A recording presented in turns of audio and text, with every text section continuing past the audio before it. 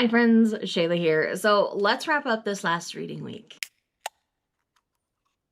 I read a lot. I kind of have no life, and I'm realizing that a lot more. I'm going to be changing up some things in 2021, but in the meantime, I'm going to read all the things because I'm feeling a little overwhelmed by my physical TBR. Anyway, so I did read mostly physical this week. I only read a handful of digital reads. So let's go ahead and dive right into this. So I am going to start with the manga because I have separate videos talking about those. So those will be a really quick wrap up. And then we will dive into the actual books. So let's start things off. I did a whole reaction vlog for The Delinquent Housewife. This is a 4-volume series involving a young woman who is engaged to be married. They go to spend some time with his family, and he ends up leaving on a business trip, and she ends up living with them for a period of time, learning how to be a better housewife. So if you want more specific details, you can go to that reaction vlog. But I did end up enjoying this. I can understand why people wouldn't enjoy this. And I'm not 100% sure if this is actually going to stay in my collection because I'm not sure I would reread this one. But I'm still going to sit on it for a little bit and see if I want to revisit it. And then if I do, I'll keep it. If not, I'll sell it or give it to a friend that I think would enjoy it. And then the other chunk of manga that I read that I'm going to be talking about is I read 8 Netgalley volumes of manga. So they're available on Netgalley currently. That blog is linked in the corner as well. I had a really great time. I read some amazing ones. I started 2 new series and I was just thriving in that blog. It was so much fun. I really enjoyed everything that I read, so I do promise it's worth a watch. And I did keep my thoughts brief and non-spoilery, so you can definitely enjoy it even if you haven't read those series yet. So that's it for manga. I am working my way through A Devil and Her Love Song, but I have all of it borrowed to finish. So I'm just going to talk about it when I finish it. So that's why I'm not going to talk about it in this wrap up. But I have read up through volume 7 now, and I'm still really enjoying it. So I will give you my full thoughts on the series probably next week because I should be finishing that up this week. Okay, that's it for manga. Let's go ahead and dive into the books. So I did talk pretty extensively about these 3 in a vlog where I talked about these. When I talked about these are basically historicals that people either really enjoy or they really don't.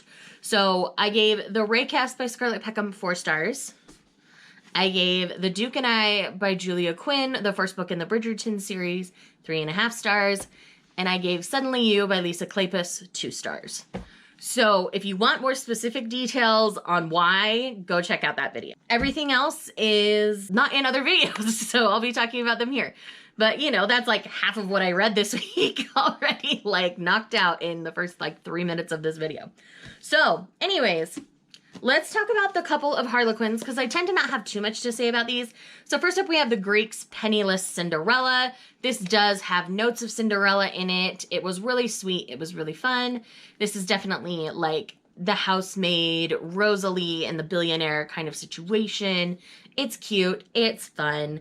I gave it 3 or 3.5 stars. I can't remember off the top of my head, but I had a good time with it. If you like these kinds of stories, definitely check it out. And then I had Billionaire's Wife on Paper. This is a obviously fake marriage trope. I ended up enjoying this one a little more. I gave this one 4 stars. Logan and Layla both were really fun characters to read from, and I just had a really good time with this one. So of the 2, I would pick up this one over that one. Now we're on to some more popular titles here for a minute, and then we'll do the digitals all at the end. I've only got 6 of those. One's a reread, so I won't talk too much about it. So first up, we have The Princess Will Save You by Sarah Henning. This is definitely a Princess Bride inspired story, but it is kind of gender swapped where we have the princess trying to save the farm boy.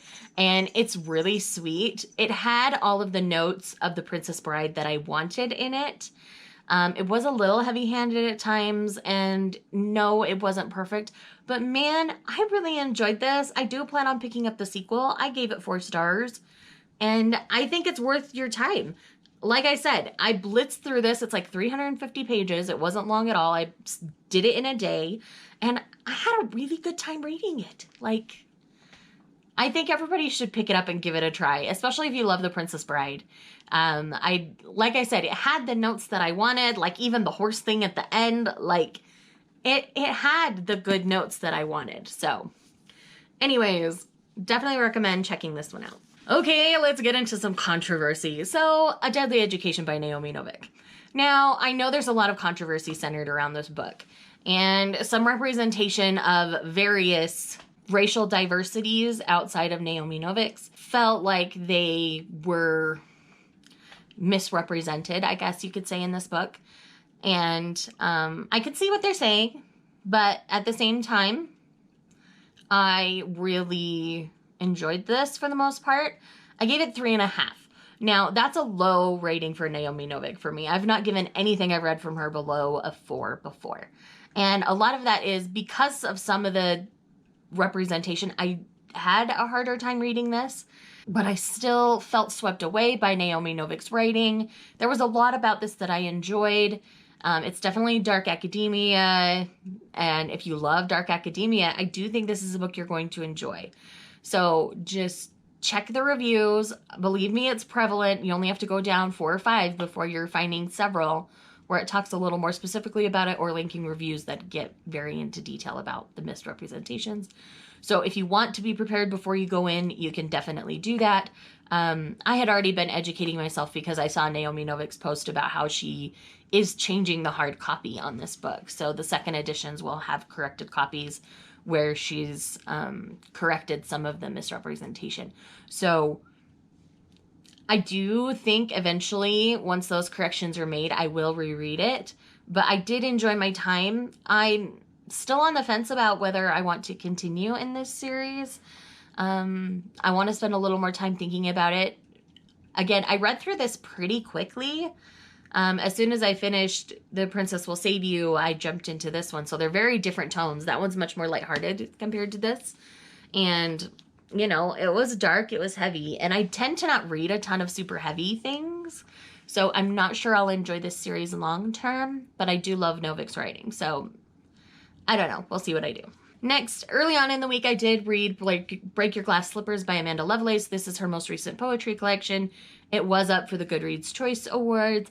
I don't know when the winners are being announced for that, but I ended up really enjoying this. This is definitely about how you don't necessarily need a romantic partner to love yourself, and it's really beautiful. I really enjoyed it. I tend to really enjoy most of Amanda Lovelace's collections, and this one was really touching to me, and I really just enjoyed my time.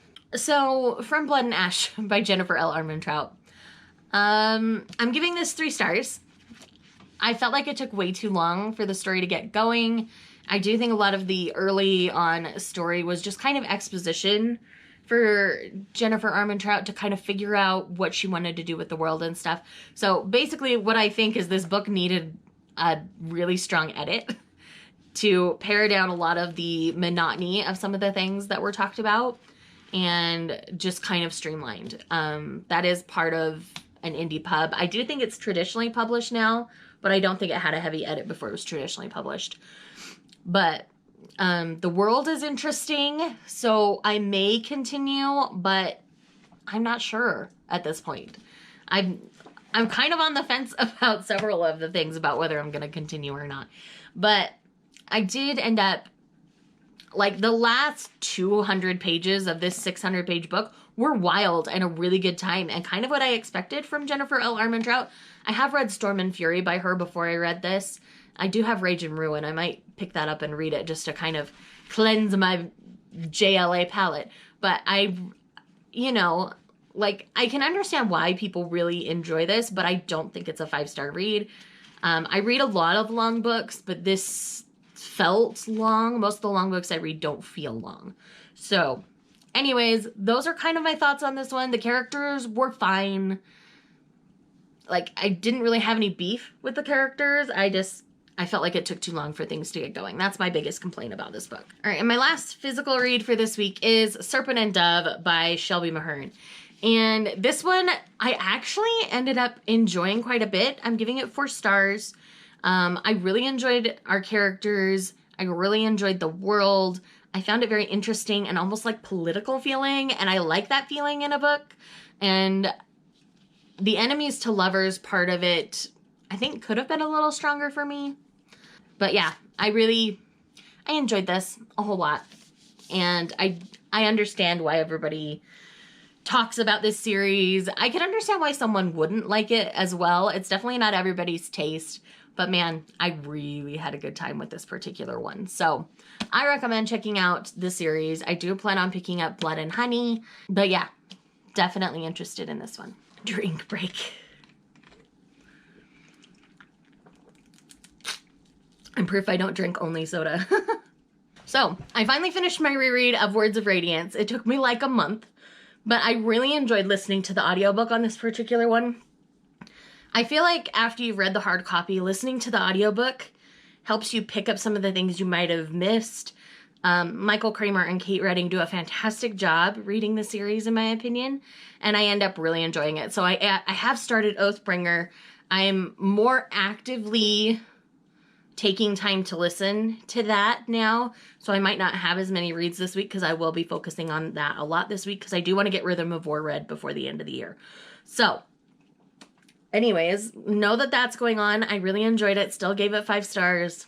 It's still a good time. So next up we have The Princess Knight by G.A. Aiken. This is the sequel to The Blacksmith Queen. I read The Blacksmith Queen earlier this year and really enjoyed it.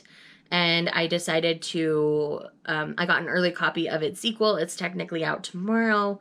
And I still enjoyed it. Solid 4. I really enjoyed Gemma's character. She's kind of this warrior monkess, and I love her. And the guy that she's with, oh, his name just left me. I want to say it's like Lucas or Luca, something with an L. Anyways, I really, really, really enjoyed him as a character as well. And them together, it's more like friends that turned into lovers, but it made sense for their character. It's not this steamy electric romance. It's this quieter, you know, we're comfortable with each other, let's try romance kind of a thing. And I actually really enjoyed that in contrast to the first book. So I found this book very enjoyable. I still like G.A. Aiken's writing. Highly recommend checking it out. And then the last thing I have to talk about is a 4-book series that I read on Kindle Unlimited, and that is his Piratical Harem series. So these are all male harems, and there are, including our main person, there are 5 people total. So you don't get too lost in the way everything works, because it doesn't get any bigger than that. We don't get quite orgy status, but it's definitely harem. They are all together at the same time. It's wild. It takes place on pirate ships. Like, it's wild. There's witches. There's merfolk.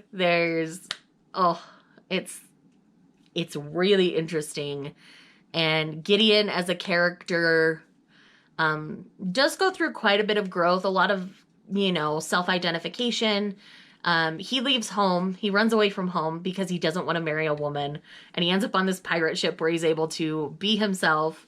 And he kind of ends up, in a way, kind of whoring himself out a little bit. And then he goes to everybody. He's like, I want you all. Can we all be together? And they're like, okay. They just go with it. And it's really interesting. It was a wild time. Each of these ranged between 3 and 4 stars. If that sounds interesting to you, I definitely recommend picking them up and checking them out, because, man, they were an adventure and a time and an experience.